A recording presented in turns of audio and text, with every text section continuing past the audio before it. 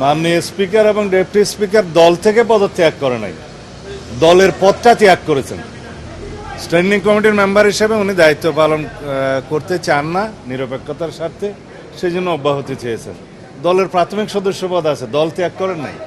৭০ অনুচ্ছেদ তখনই আকর্ষিত হবে যখন দল ত্যাগ করবে। ডেপুটি স্পিকারও তাই।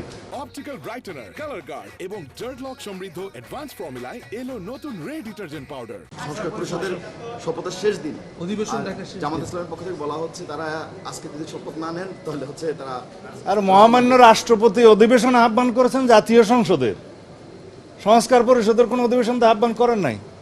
আমরা জাতীয় সংসদের অধিবেশন এখন অংশগ্রহণ করছি সাংবিধানিকভাবে।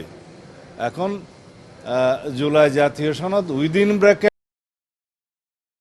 পরিষদ, সেটার সদস্য হিসেবে কেউ কেউ শপথ নিয়েছেন। এটা সাংবিধানিকভাবে বৈধতা চ্যালেঞ্জ হয়েছে, মনে হয় জুডিশিয়ারিতে আছে, রুল জারি হয়েছে, সেটা জুডিশিয়ারির বিষয়। তবে কনস্টিটিউশনালি সেরকম কোনো পরিষদের অস্তিত্ব তো আমাদের সামনে নেই। যদি গণভোটের রায় অনুসারে সেটা ধারণ করতে হয় কনস্টিটিউশনে, সেটা সংবিধানের আগে সংশোধনী হতে হবে, সেটা সংসদে আলাপ আলোচনা হবে এবং সংবিধান সংশোধন হলে সে মতে সেটা সংবিধানে ধারণ হবে। তারপরে যদি পরিষদ হয়, তারপরে যদি ফর্ম হয়, যদি শপথ গ্রহণ করতে হয়, সেটা তারপরের ব্যাপার।